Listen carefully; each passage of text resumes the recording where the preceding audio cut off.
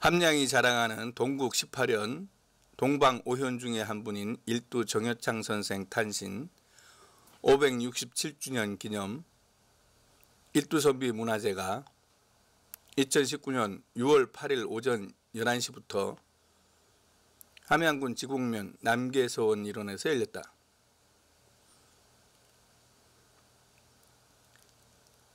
이날 일두선생 탄신제는 기념식, 허영자 시인 특강, 축하 공연, 학생 100일장 대회, 선비 현장 탐방 등의 순으로 진행되었으며 무료 찻집 운영 등 체험 및 부대 행사를 운영하였다. 오전 10시 탄신제에서 강석진 국회의원이 초홍관으로 헌작 재배하고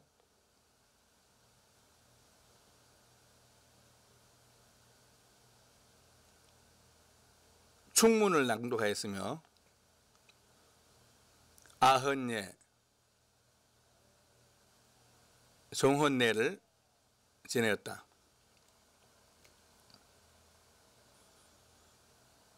이어 기념식에서 국민의례, 일두 기념사업회 김윤수 이사장이 인사말에서 일두선생 선비문화제를 매년 거행하게 되어 기쁘다며 일두선생의 학맥과 철학을 계속 이어갈 수 있도록 그 정신을 좀 더 연구하고 보존해야겠다고 말하였다. 뒤이어 강석진 국회의원, 전필제 기념사업회 이재기 이사장이 축사를 하고 일두 정여창 선생 18대 후손 정의균 종손이 감사의 인사말을 하였다. 이후 시인과 선비 정신이란 주제로 허영자 시인이 특강을 하고 이에 앞서 허영자 시인의 시 일두선생 고택에서 시를 박행달 시인이 낭송하였다. 계속해서 축하 공연으로 진주 국악진흥회에서 국악 공연을 하고 초대가수 정유군 등 다양한 축하 공연이 이어졌다.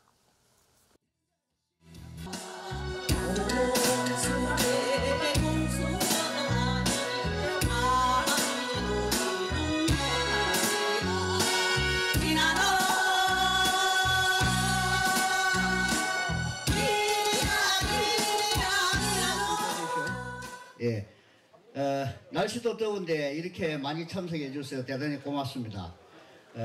저는 문흥공의 16세 손자는 정문상입니다. 오늘 집례를 맡게 되었습니다.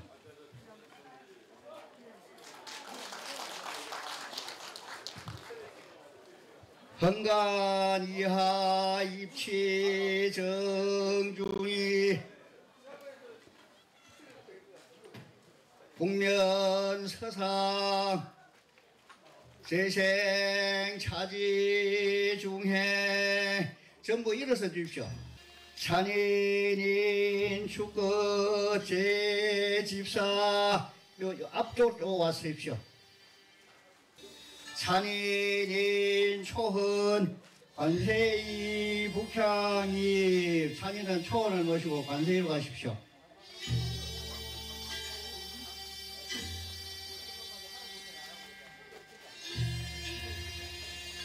관수 세수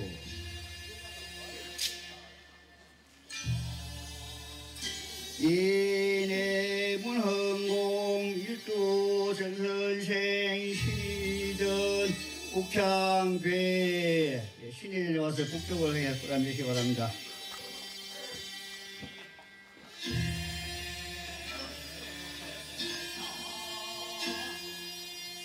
삼상향 동양 공로는 향로를 향로 상합을 성원에게 해드리십시오.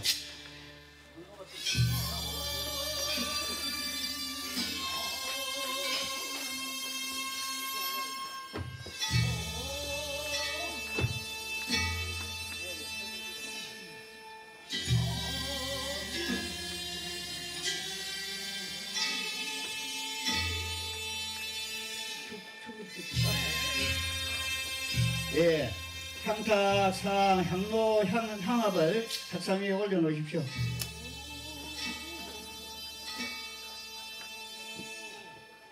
예. 초헌, 면, 복, 흥, 재배. 초헌은 분양하셨으니까 재배하시기 바랍니다.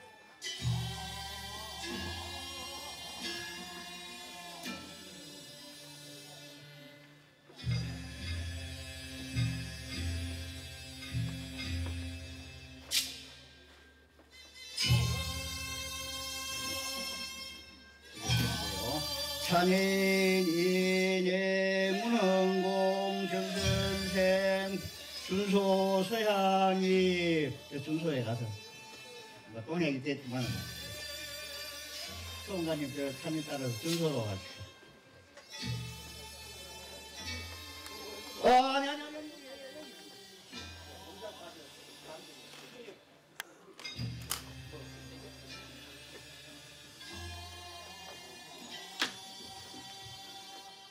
공자, 이작수, 초이상을 받으십시오.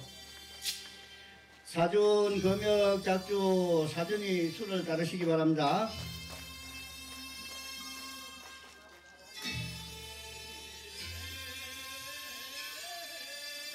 초, 이작수, 공자, 이내, 문흥공, 일두선생, 신의전, 북향계,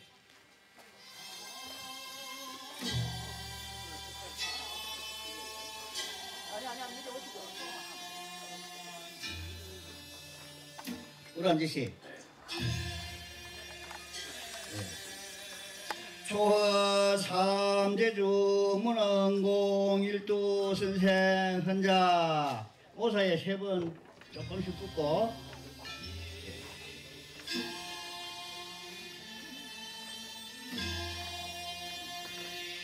전작 있게 주십시오. 전작 예.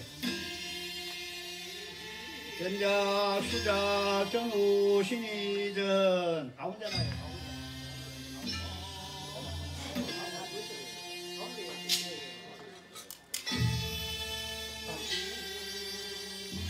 저 봉작은 가서 장을 계속 받아오십시오. 예.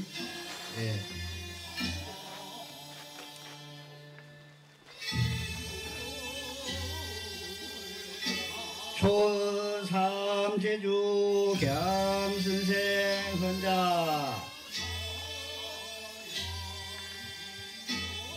전작 수작 전우 신의전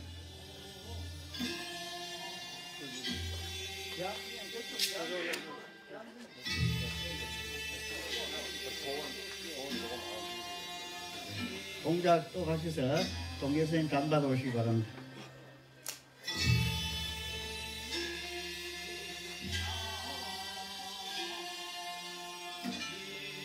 초헌 삼제주 문강공 동계선생 헌자 전작 수작 전우 신의전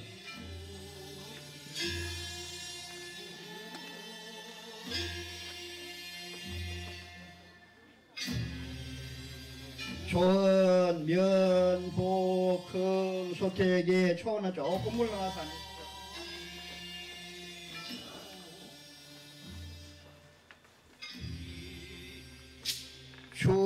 축진의 초헌지자 동향계 전 참제자는 부모하시면 되겠습니다. 독축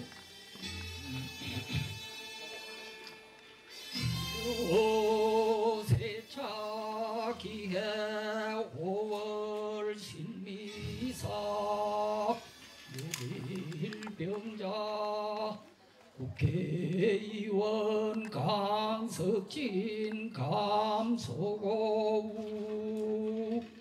문헌공 일두 정선생 보교선생 학부성리 태경효의 우리 선각 사직사류의 증사 조명우의 향방흥모 근원지사 자유탄강 각수세상 상급우지 개후불만이 대한강선생 문간공통대정선생 배상향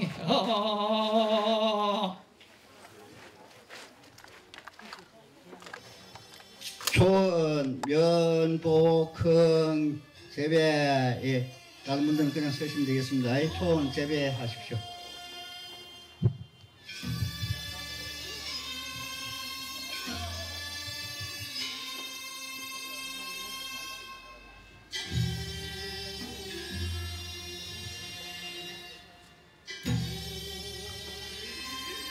강복이 찬이는 초원을 모시고 자러 가십니다.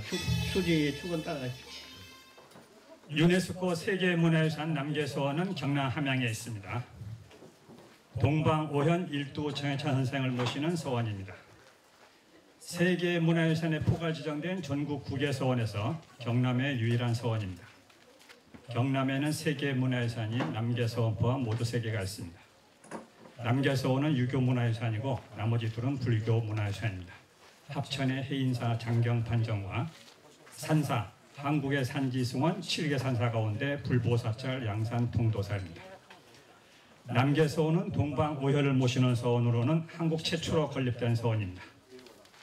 고려 성리학자 회원 안양 선생을 모시는 한국 최초의 서원, 소수서원을 건립하신 분은 물론 신재 주세봉 선생입니다만 조선 성리학자 동방 오혈을 모시는 한국 최초의 서원, 남계서원 건립을 주도한 이는 태기와 함께 쌍벽의 유현, 남명 조식 선생의 제자인 계암 강익 선생입니다.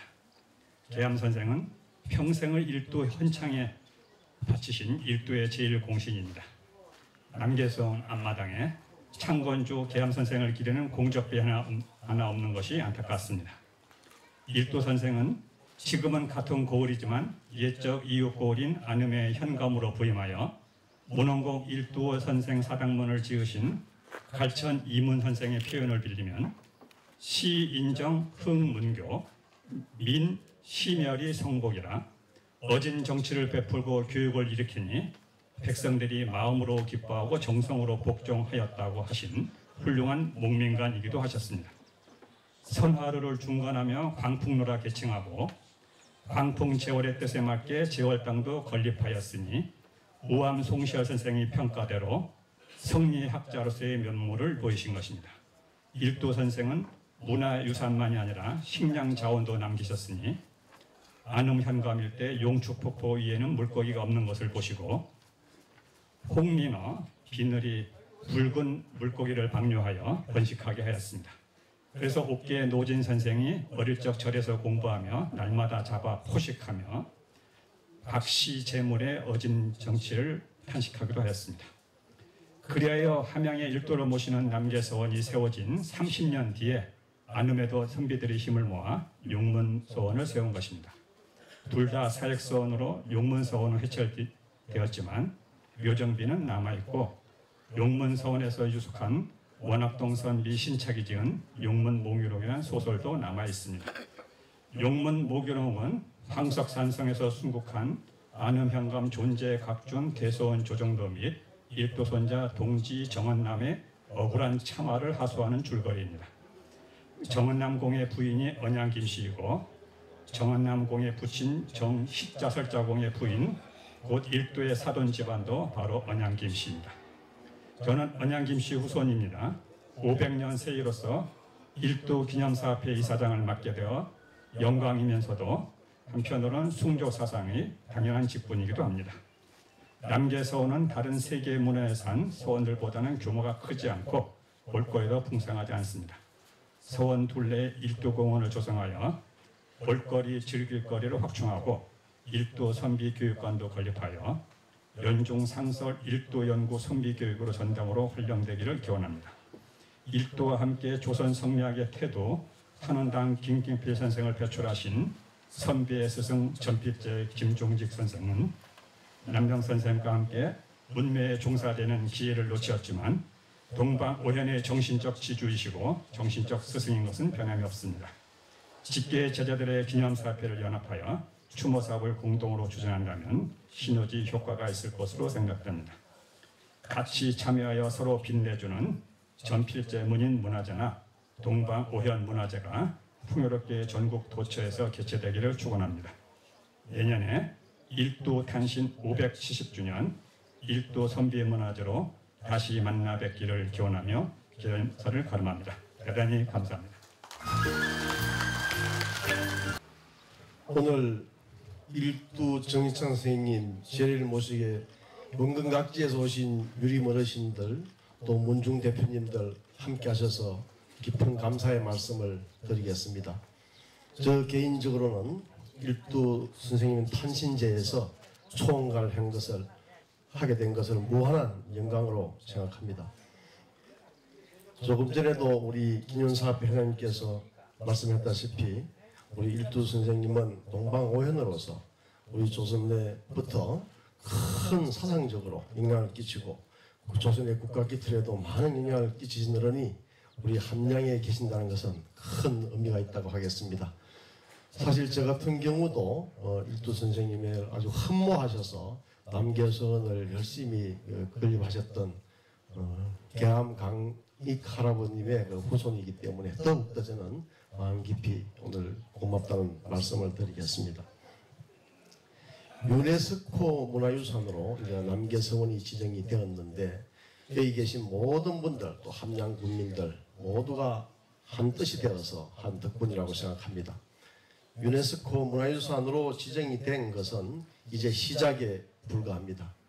조금 전에 말씀하신 우리 김윤식 추진장님께 말씀하셨다시피 현재 남계서원만 가지고는 우리 일도 선생님의 사상을 제대로 전파하고 가르침을 제대로 알릴 수 없는 그런 여건인 것 같습니다.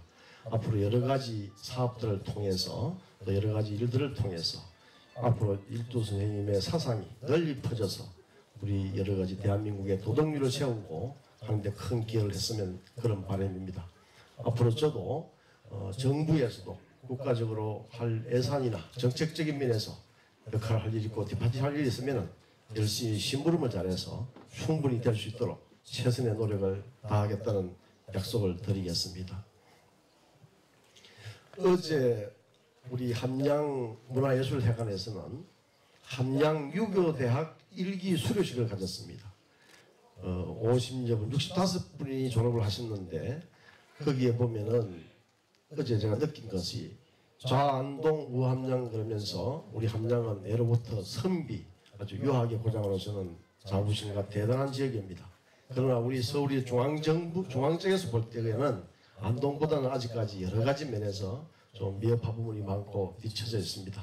그래서 앞으로 함양에서는 더욱 중심이 되어서 저나 또 우리 군수님 관에서는 도의원님, 군인들도 당연히 힘을 합치고 여러 유림 어르신들의 가르침을 받아서 그 일이 제대로 될 수 있도록 최선의 노력을 다하겠습니다. 정말 지금 다 아시다시피 현재 우리 대한민국은 도덕성 문제, 인간성 문제가 가장 큰 과제입니다. 아무리 경제가 튼튼하고 국방이 튼튼하고 하더라도 도덕성이나 인간성이 떨어지면 도덕이 떨어지면 그 나라는 모래 위에 선을 쌓는다는 그런 얘기가 있습니다. 정말 부모가 자식과를 다식을 어떻게 하고 자식이 부모를 공경하는 것이 아니라 어떻게 나쁘게 하고 하는 이런 아주 힘든 사회적으로 문제가 되고 있는 이런 시기입니다. 이런 시기에 우리 일도 선생님의 큰 가르침을 통해서 우리 함양군은 정말로 물론이고 나아가서는 경남, 나아가서는 우리 대한민국이 아주 도덕이 아주 제대로 기반이 잡혀서 아주 든든한 버팀목이 되고 기반이 되는 그런 나라가 됐으면 하는 바람입니다. 여기 계신 여러 어르신들께서 많은 가르침과 실천을 통해서 앞으로 우리 대한민국이 더 경제적으로도 경제강국 10대 강국이 되었지만은 도덕적으로도 아주 안정되어서 크게 발전한, 크게 융성하는 나라가 되었으면 하는 큰 바람입니다. 여러 어르신들 더운 날씨에 오셔서 수고 많이 하셨습니다. 모두 건강하시기를 기원 드리겠습니다. 감사합니다. 네, 아까 김 이사장님 말씀대로 저도 나이는 얼마 안 되는데 뭘 생각해놓으면 자꾸 잊어붙어서 메모로 밑자 해가 왔습니다. 메모해서 말씀드리겠습니다. 오늘 일두 정여창 선생 569주기 탄신제에 참여하신 유림 여러분 반갑습니다. 저는 밀양에서 사단법인 문충공 전필제 김종직 선생 기념사업회 이사장직을 맡은 이재기입니다. 불민한 소인이 이 고귀한 자리에 서게 됨에 송구함이 비할 바가 없습니다. 저 개인으로는 무한한 영광으로 생각하며 정일두 선생님의 명복을 빌며 병하의 말씀을 드립니다. 문충공 전필제 김종직 선생께서 함양 군수로 부임하신 인연으로 일두 정여창 선생, 한원당 김경필, 타경 김일성 선생과 더불어 전필제 김종직 선생의 문인으로 도학의 기풍을 이 땅에 연 선생이시며 조선 유학은 이 어른들로부터 비로소 철학의 본념인 이기론을 태동을 보게 되었다. 이기론은 한국 유학이 논리적인 핵심 부분이며 이들 이전의 유학은 문장 중심의 사장학과 경세학에 머물렀을 뿐이며 전필제 김종직 선생의 문화에는 많은 유학생들이 배출되었지만 도학에 전심한 사람은 김한원당과 정일두 선생뿐이라 해도 과언이 아니다 할 수 없을 것이며 한원당 김경필 일두 정여창 선생은 사림의 종장이신 전필제 선생의 교훈에 영남 사림의 상벽 거두이시며 1498년 무오사와 주범인 훈구파의 간신배 유자광 일당들이 살인파 전필제 김종직 일파를 모함하여 숙청한 이 사건으로 공은 종성으로 유배된 지 6년에 서거하시니 고향 땅에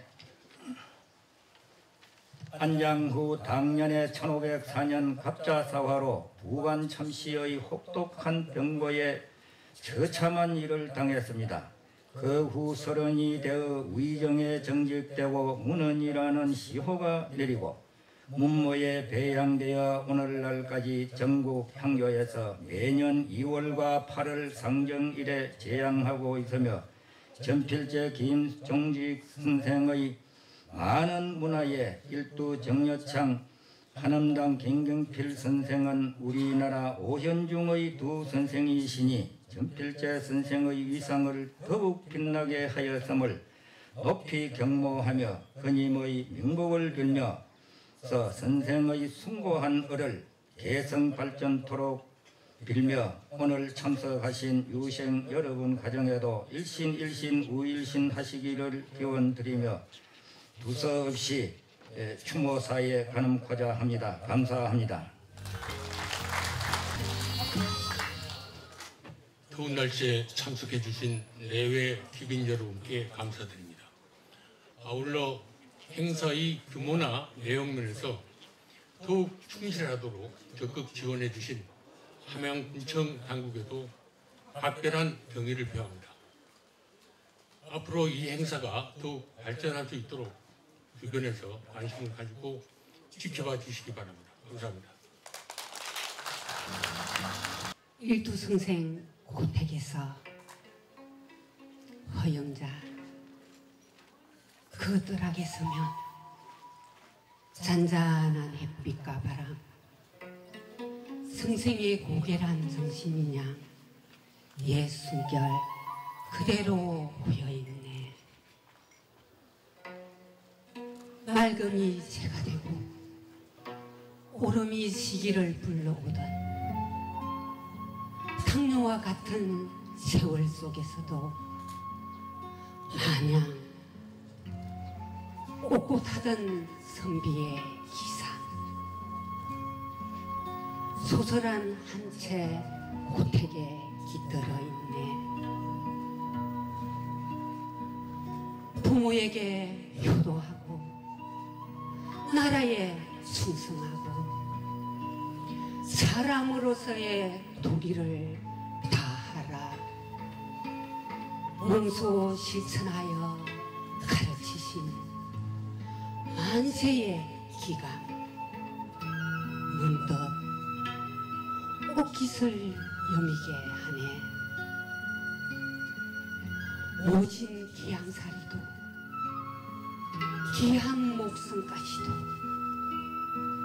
대의를 위하여 서슴없이 내맡긴 성생의 일생, 그 향기 그대로 섬에 있네. 성생의 일생, 그 향기 그대로 스며 있네. 감사합니다. 안녕하세요. 반갑습니다. 남계서원이 유네스코의 문화유산으로 등재되어서 옛부터 선비의 고장이라고 알려져 있는 우리 함양이 이제 세계인의 인정을 받고 세계인의 관심을 이끄는 그런 정말 명실공한 선비의 고장이 된 것을 무척 기뻐하면서 이 자리에 섰습니다.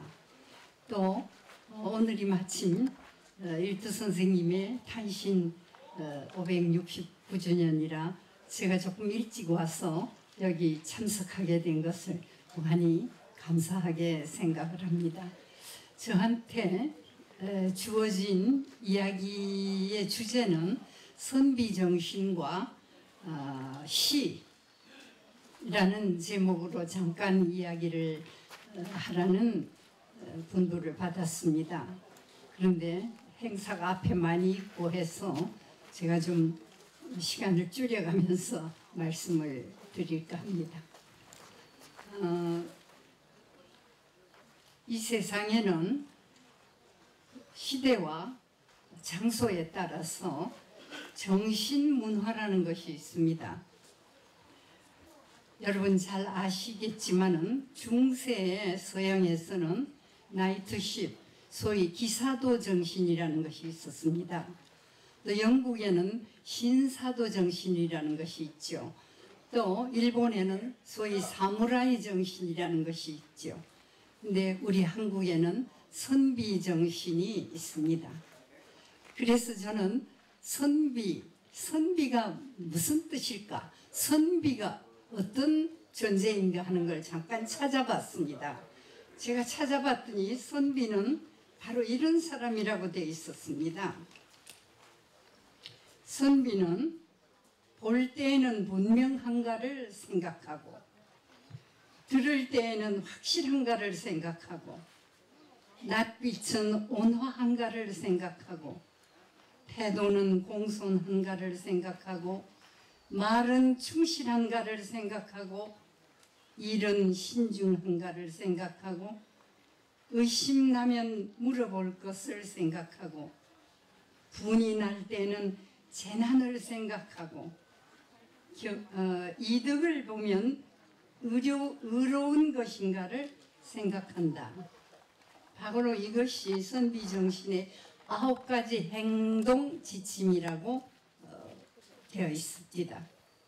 근데 사실 선비라고 얘기할 때는 우리 한국의 선비정신은 유교의 바탕을 둔 것이죠.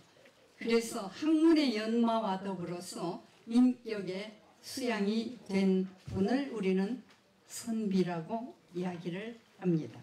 이러한 정신에서 사는 분을 우리는 선비라고 합니다. 이분들은 물질보다는 정신에 더 뜻을 두고 법치보다는 덕치에 더 뜻을 두는 이런 분이죠. 그리고 청빈하며 초지일관의 어떤 지조 그리고 탁월한 자제력을 가진 분, 이런 분을 우리는 선비라고 하고 이런 정신으로 사는 분, 늘 선비라고 할 뿐만 아니라 이렇게 사는 선비가 가진 사상을 우리는 선비 사상이라고 이야기를 합니다. 그렇기 때문에 선비는 아무리 학예가 뛰어난다고 해서 선비라고 하진 않습니다. 아무리 학문이 뛰어나고 지식이 많다고 해도 덕이 없으면, 수양이 되어 있지 않으면, 인격이 미흡하면 우리는 선비라고 하질 않습니다. 여러분, 이완용을 잘 아실 겁니다. 이완용은 우리는 항상 매국노라고 얘기를 합니다. 그런데 당대의 이완용은 학문이 아주 뛰어났을 뿐만 아니고 재주가 비상했을 뿐만 아니고 또 외국어까지도 능하게 하였으며 당시에 세계의 정세를 알아내는데 대단한 재능을 가진 그런 인물이라고 합니다. 그러나 그는 외무 대신을 했습니다. 그러나 그는 나라를 판 배신자이기 때문에 우리는 그를 선비라고 하지 않습니다. 그는 지식은 많지만은 덕이 부족한, 수양이 부족한, 인격이 미흡한 매국노라고 우리는 부르는 것입니다. 그렇기 때문에 이 선비 정신 내지 선비되기라는 것은 보통 어려운 일이 아닌 것을 알 수가 있습니다. 그런 의미에서 오늘 여러 문중에서 모이셨습니다마는 이 문중에 우리가 정유창 선생을 비롯해서 여러 문중에 우리가 선조되시는 어른들은 진정한 선비라는 의미에서 만세를 두고 마음에 새기고 존경하고 그 정신을 이어받아야 할 것이 아닌가 이런 생각을 합니다. 그런데 그럼 선비와 시인, 선비 정신과 시는 어떤 관계가 있을까?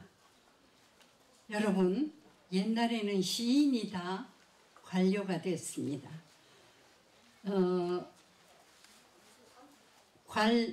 우리가 소위 과거제도에서 보면 시를 잘 지어서 장원급제를 하면은 어떻게 되죠?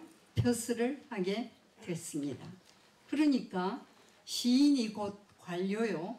또 시가 곧 그 재능을 가늠하고 그 인격을 가늠하는 하나의 관문, 시를 짓는 능력 이런 것을 높이 샀던 것입니다.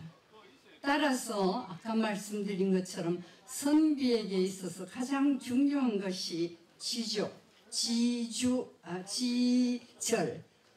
절개 이런 것이 되기 때문에 시와 선비정신 혹은 시인과 선비는 대단히 밀접한 관계가 있다는 것을 우리가 알 수가 있습니다. 그런데 우리가 보통 때는 무슨 지존이 이런 것이 드러나기가 어렵습니다. 그러나 사람이 어떤 극한 상황에 처했을 때 나라가 망한다든지 혹은 백성이 도탄에 빠진다든지 이루 말할 수 없는 난관에 처했을 때 그 사람의 인성은 드러나고 인격은 증거가 되는 것입니다. 하기 때문에 보통 때의 선비냐 아니냐 보다 어떤 그런 극한 상황 속에서 정말 선비정신을 가진 선비냐 아니냐가 가늠이 난다고 생각을 합니다. 그래서 보면 보통 때는 말 잘하는 분도 언행일치가 안 된다. 지행일치가 안 된다. 선비라는 것은 지행일치가 되고 언행일치가 되고 어떤 난관 앞에서도 지조를 지키는 그런 분이 선비다. 그럼 시인들도 과연 그런가? 요즘에 예를 들면 친일, 문인 이런 얘기가 많이 나옵니다. 우리가 그때 시대를 생각하면 그 친일이라든지 변절이라는 것이 부득이한 상황이고 그 상황에 처해 있지 않은 우리가 오늘 그들을 단죄한다는 것에 대해서 조금은 생각을 달리하게도 됩니다마는 하기 때문에 그러한 상황에서 지저를 지킨 분들이 대단히 훌륭하다고 생각이 되는 것입니다. 실로 훌륭한 것이죠. 그래서 제가 지금 그 프린트를 한 것이 빨리빨리 이야기하는데 좀 도움이 될까 해서 가져왔습니다만은 여기 보시면은 가령 시인이면서 지조를 지킨 선비인 분들이 많이 있고 바로 그런 분들이 쓴 시가 선비 정신을 내포하고 있다라는 말씀을 드리겠습니다. 처음에 좀 한번 봐주시면 조지훈 선생의 지조론이라는 글이 있는데요. 이것은 그 시는 아닙니다만은 이분이 이 지조론이라는 글은 참으로 변덕스러운 우리들의 심성에 경종을 울리는 그런 좋은 글입니다. 글이 길기 때문에 제가 다 써오진 못하고 몇 귀절만 발췌를 해왔습니다. 거기 중간에 보면 지조를 지키기란 참으로 어려운 일이다. 자기의 신념에 어긋날 때면 목숨을 걸어 한가하여 타협하지 않고 부정과 불의의 권력 앞에는 최저의 생활, 최악의 곤욕을 무릅쓸 각오가 없으면 섣불리 지조를 입에 담아서는 안 된다. 이런 얘기를 했고요. 또 끝에 보면 양가의 부녀가 놀아나고 학자 문인까지 지조를 헌신짝같이 아는 사람이 생기게 되었으니 변절하는 정치가들도 우리쯤이야 괜찮다고 자기할지 모른다. 그러나 역시 지조는 어느 때나 선비의 그리고 교양인의 또 지도자의 생명이다. 이런 얘기를 했습니다. 그래서 제가 거기 몇 편의 그 시에 나타난 선비 정신이라 할까요? 선비다운 면모로 살고 글쓰고 죽은 시인들 몇 분을 여기 뽑았습니다. 근데 잘 아시는 고려 때 정몽주 선생의 단심과 이건 말할 수가 없는 것이죠. 그때 이방원이 이런들 어떠하리 저런들 어떠하리 만수산 드렁치기 얽혀진들 기업들이 우리도 이같이 얽혀져 백년까지 누리리라. 얼마나 달콤한 말이었을까요. 모든 것이 보장되는 최고의 삶을 누릴 수 있는, 그러나 정몽주 선생이 봤을 때는 그건 최고의 삶이 아니다. 이 몸이 죽고 일백번 고쳐주고 백골이 진토되어 넋이라도 있고 없고 임향한 일편단심이야 가실 줄이 있으랴. 이러한 달콤한 말에 유혹당하지 않고 이러한 기계를 보여줄 수 있는 이것이 바로 선비정신이요, 이러한 정신을 닮은 시가 바로 이런 단심과 같은 시입니다. 그리고 또 잘 아시겠지만 이조에 들어와서 조선조에 들어와서 김상헌 선생이 심양으로 붙들려가면서 가노라 삼각사나 다시 보자 한강수야 고국산천을 떠나려 하려면은 시절이하 수상하니 올똥말똥하여라. 정말 이제 고국으로 돌아올지 안 올지 모른다는 말을 통해서 말하자면 망해가는 나라에 대한 아주 가슴 아픈 통탄이 담긴 이런 시라고 말할 수 있겠죠. 잘 아시는 안중근 의사께서는 거사가라는 글을 지었습니다. 어찌 이에 이를 줄을 알았으리요. 시세가 그렇게 하였구나. 동포여 속히 대업을 이룰지어다. 만세여 대한독립이로다. 만세 대한동포여. 안중근 선생은 이런 글만 쓰신 게 아니죠. 결국은 이런 글을 쓸 생각, 사유, 정신을 몸소 실천하신 분이다. 그러니까 이런 분을 우리는 선비라고 말하는 것이다. 그리고 이러한 분이 쓴 이런 글을 선비 정신이 담긴 시다, 이렇게 말할 수가 있다고 생각합니다. 거기 그 다음 한용운, 이분은 기미 독립선언을 하신 33인 중에 한 분이셨죠. 이 선비 분들은 어떻게 말하면 고집이 있고요. 여기 조지훈 선생께서도 말씀하셨는데 하기 때문에 때로 기행이 있다고 얘기를 했습니다. 가령 신채호 선생 같은 분은 세수를 하실 때 우리는 고개를 숙여서 물을 얼굴에 대는데 그분은 똑바로 서서 세수를 해서 옷이 다 젖었다는 것이죠. 그 사람들이 왜 옷이 젖게 똑바로 서서 세수를 하십니까? 그러니까 이분 대답이 내가 동서남북을 다 둘러봐도 머리 숙일 만한 자가 아무데도 없어서 머리 안 숙이기 위해서 똑바로 서서 세수한다. 이런 기행을 있습니다. 근데 이 한용운 선생도 마찬가지입니다. 서울에 가면 성북동 그 산꼭대기 옛날에는 그 더 높았겠죠. 지금은 이제 뭐 언덕이 되어 있습니다만 거기에 시무장이라는 그 집을 지으면서 총독부가 보기 싫다고 해서 북향으로 집을 지었습니다. 그것도 상당한 기행이 되지 않겠습니까?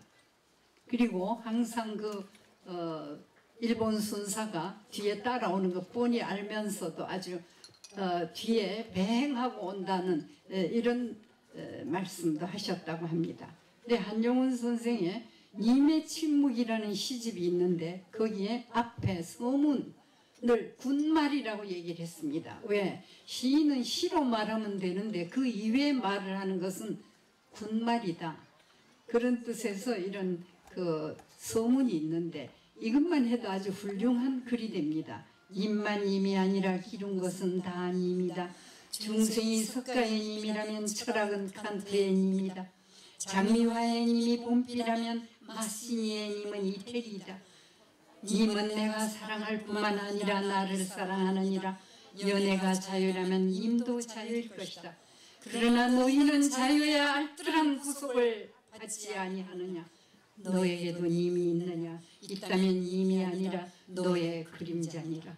나는 해저무는 벌판에서 돌아가는 길을 잃고 헤매이는 어린 양이 기루어서 이 시를 쓴다. 여기에서도 뭐죠? 그 반일의 감정, 애국의 감정을 이렇게 잘 표현을 했습니다. 최린이라는 사람과 동지가 돼서 같이 3.1운동을 상의를 했는데 그분이 변절을 했죠. 그러니까 한용운 선생 그 집 앞에 가서 조문을 읽었다고 그래요. 최린이는 이제 죽었다. 조문을 읽었다. 이런 기행도 있습니다. 제일 격렬하고 참 이런 글을 쓴 분은 심훈 그날이 오면이라는 이 작품입니다. 심훈은 상록수, 우리가 대부분이 읽은 글입니다. 상록수라는 소설을 쓴 분이죠. 이분은 시와 소설과 영화와 뭐 이런 걸 다 다재다능했던 분인데요. 그날이 오면, 그날이 오면, 그날이 오면은 삼각산이 일어나 더덩실 춤이라도 추고 한강물이 뒤집혀 용솟음 칠 그날이 오면 이 목숨이 끊기기 전에 와죽이면 하량이면 나는 밤하늘에 나르는 까마귀와 같이 종로의 인경을 머리로 들이받아 올리오리다. 두개골을 깨어져 산산조각이 나도 기뻐서 죽사움에 무슨 한이 남아오리까. 그날이 와서 그날이 와서 육조 앞 넓은 길을 울며 뛰며 뒹굴어도 그래도 넘치는 기쁨에 가슴이 미어질 듯 하거든 드는 칼로 이 몸의 가죽이라도 벗겨서 커다란 북을 만들어 들쳐매고는 여러분의 행렬에 앞장을 서오리라. 우렁찬 그 소리를 한 번이라도 듣기만 하면 그 자리에 거꾸러져도 눈을 감겠소이다. 이러한 항일정신, 이러한 애국정신, 그 엄혹한 시대에 이런 글을 썼습니다. 이런 시인은 곧 선비가 아닌가 저는 그런 생각을 합니다. 그 다음에 이육사, 이분 여러분 너무 잘 아시죠? 이분이 감옥에 갔을 때 수인 번호가 이육사죠. 264번이라 그때부터 자기의 이름을 이육사로 원래는 이원복이죠. 여러분 안동에 가시면 육사 기념관이 있죠. 정말 시인 중에서도 가장 준열한 정신을 가진 선비이시고 애국자이신 분이 이 이육사 선생이라고 모두는 모두 생각할 것이고 저도 물론 그렇게 생각을 합니다. 광야라는 작품이 있습니다. 까마득한 날에 하늘이 처음 열리고 어디 타구는 소리 들렸으랴. 모든 산맥들이 바다를 연모에 휘달릴 때도 차마 이곳을 범하든 못하였으리라.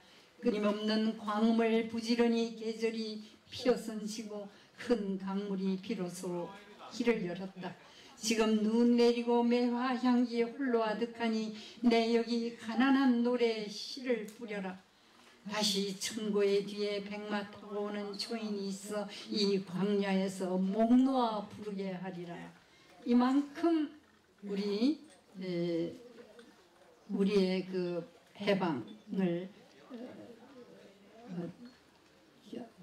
해방을 기원하는 이런 준열한 시를 썼었습니다. 그런데 이분은 역시 어떻죠?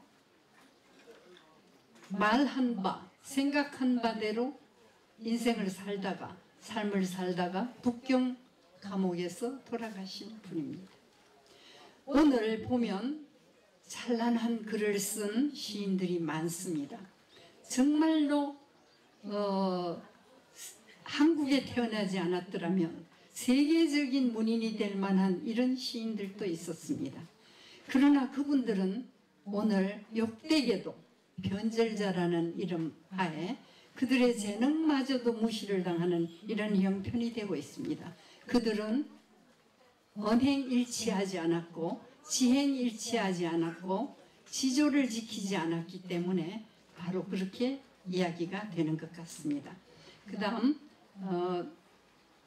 윤동주 시인의 서시라는 시인데요. 이것도 마찬가지입니다. 죽는 날까지 하늘을 우러러 한 점 부끄럼이 없기를 잎새에 이는 바람에도 나는 괴로워했다. 별을 노래하는 마음으로 모든 죽어가는 것을 사랑해야지. 그리고 나한테 주어진 길을 걸어가야겠다. 오늘 밤에도 별이 바람에 스치운다. 이런 시인데요. 우리가 생각해 보십시다. 죽는 날까지 하늘을 우러러 한 점 부끄럼이 없기를. 이런 것은 절대 도덕률의 세계라고 말할 수 있습니다. 우리는 제도상의 어떤 범법, 이건 남을 속일 수가 있습니다. 남이 안 보면 내가 뭘 훔쳐가도 안 보면 죄가 안 됩니다. 그러나 남이 안 봐도 죄가 되는 건 뭐죠? 나만이 아는 죄가 있죠. 나만이 아는 죄는 나만 알고 하늘이 아는 것이죠. 그러니까 죽는 날까지 하늘을 우러러 한 점 부끄럼이 없기를 하는 것은 도덕, 윤리, 인간이 만든 것을 초월하는 절대 도덕의 세계라고 말할 수가 있습니다. 죽는 날까지 하늘을 우러러 한 점 부끄럼이 없고 살기를 바라는 정신인 바로 선비정신이라고 생각합니다. 역시 윤동주 역시 후쿠오카 형무소에서 인체 실험을 당하는 이런 죽음을 받았습니다. 그래서 오늘 일본 사람들이 한국 사람 중에 굉장히 존경하는 사람이 있죠. 안중근 의사와 이 윤동주입니다. 그래서 일본에서는 지금 윤동주 시읽기가 대단합니다.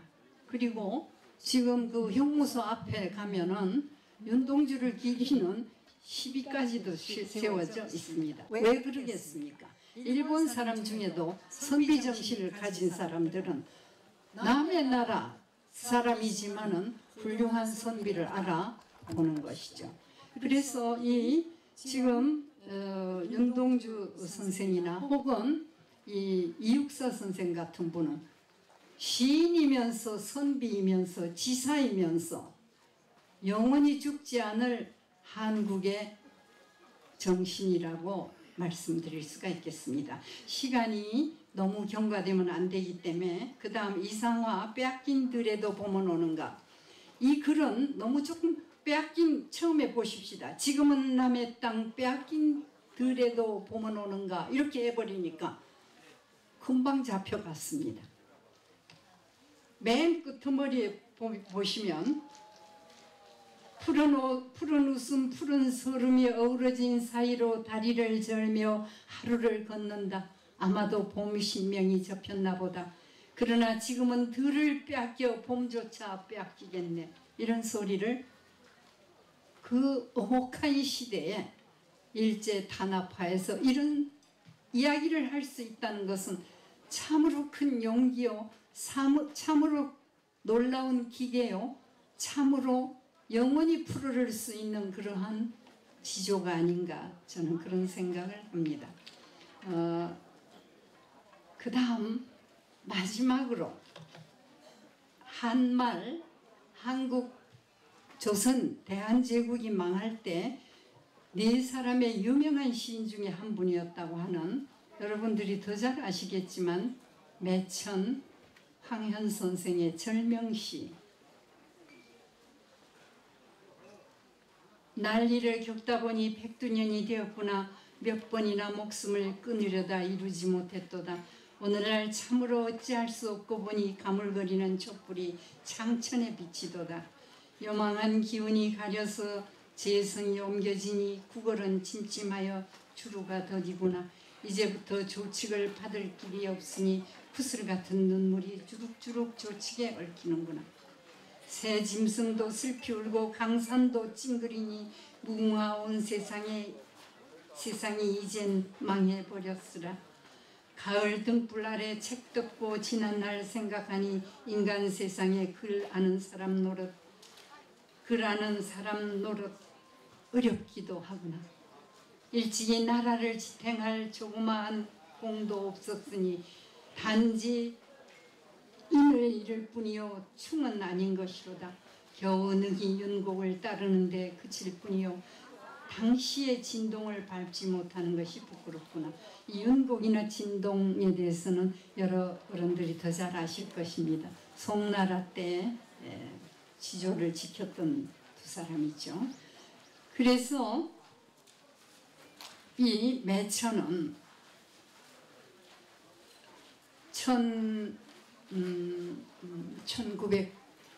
1810년 소위 을사 늑사 조약, 나라를 송두리째 줄 때에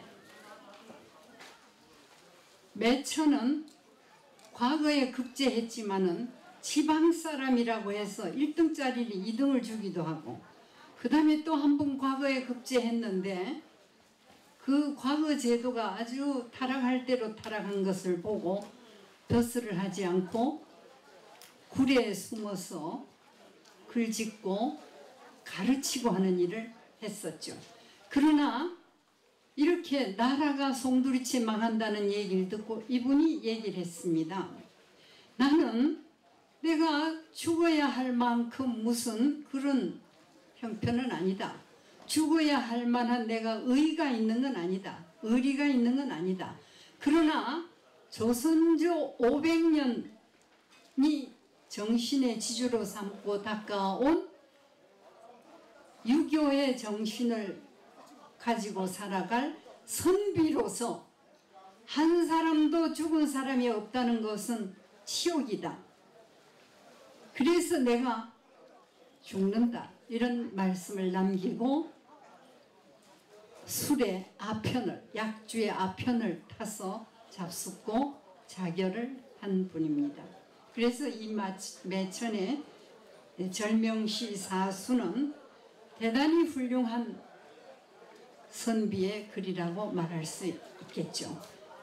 나라가 망하는 처지에 모든 사람이 남의 나라의 벼슬을 받고 녹을 받고 하는 때에 이렇게 절명시를 쓰고 스스로 자결할 수 있는 이 정신, 이런 것이 바로 선비정신이고, 이러한 선비정신을 가졌던 시인들이 있었다라는 말씀을 드리고 싶습니다. 제가 얘기가 너무 길어질까봐 조금 줄였습니다만은, 그래서 매천이나 혹은 육사나 또는 윤동주나 이런 분들의 시를 읽으면은 우리의 고결한 선비 정신이 그대로 그 시에 스며 있을 뿐만 아니라 그들이 하나같이 선비다운 면모로 지절을 지키면서 지행일치, 언행일치의 삶을 살았다는 그런 말씀을 드리고 싶습니다. 앞으로도 워낙 시라는 것이 지향하는 것이 진선미, 참되고 착하고 아름다움을 지향하는 정신이기 때문에 이것은 선비의 지조를 지키는 그 정신과 대단히 상통하는 그러한 정신이라고 말할 수가 있습니다. 그래서 시와 선비 정신은 대단히 밀접한 관계가 있고 우리가 어떤 세상이 와도 시를 버리지 않는다면 이러한 선비 정신 또한 맹맥하고 도도히 이어질 것이라는 말씀을 드리면서 간단히 제 얘기를 마치겠습니다. 감사합니다.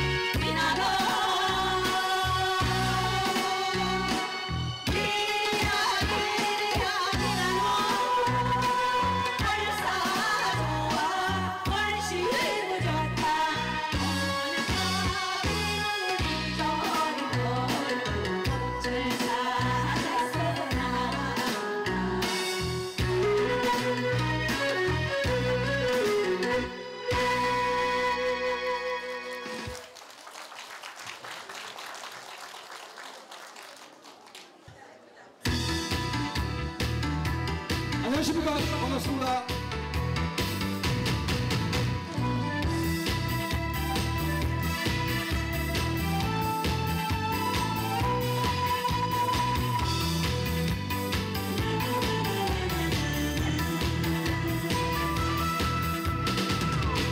나는 졌어,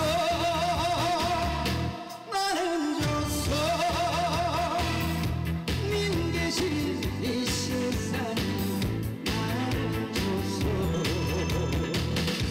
사랑 싣고 산들 바람에 으등신 님과 함께 두리두리뭉실 자시 삼겨 깊은 밤에 우리는 이끌려내 질레다시 팽자다시 지기지기 빌다가 가시 울타리 둘러가서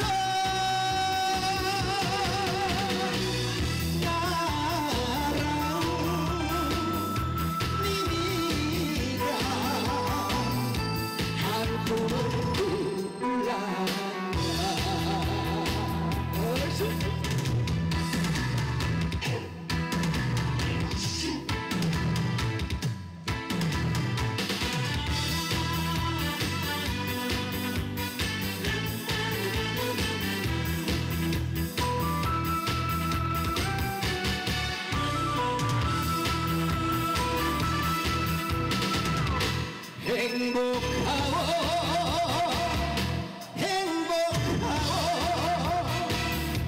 님 계신 이 세상이 행복하오 사랑 싣고 산들 바람에 으등신 님과 함께 두리두리뭉실 자시 삼겨 깊은 밤에 우리는 이끌려내 질레다시 팽자다시 지게지게 밀다가 가시 울타리 둘러가서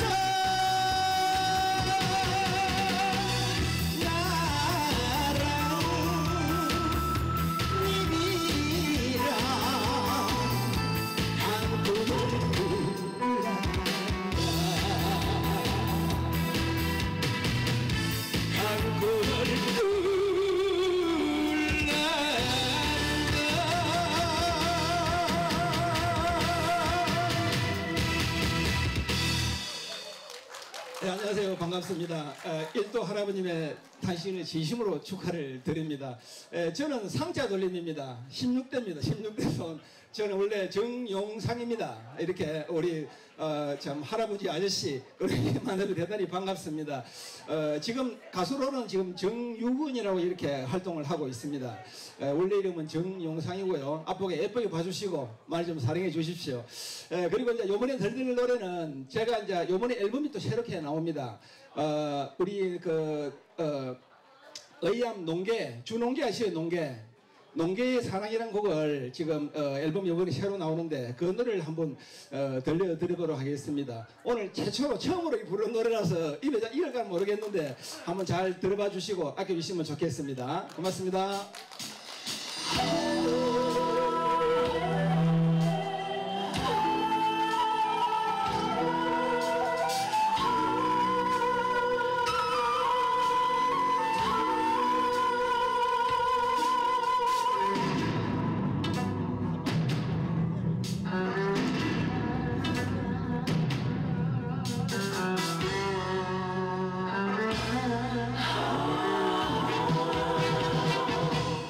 님을 따라 목숨 바쳐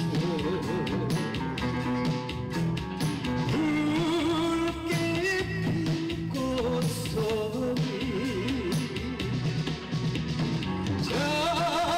장수주천 의암호에 달구면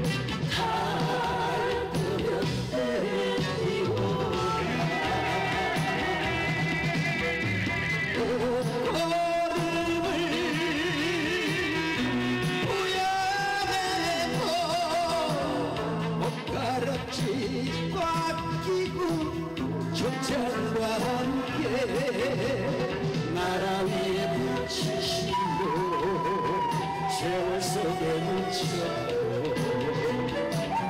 진주남강을 야양석에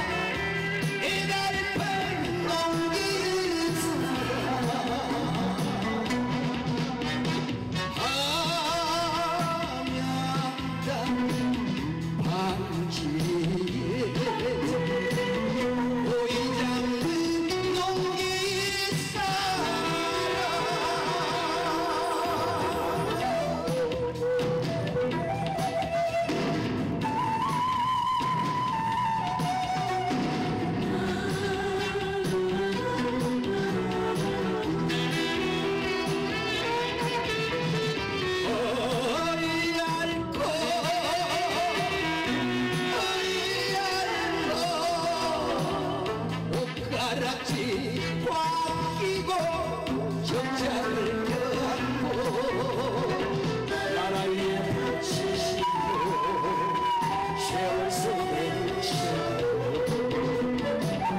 진주남강의 양석에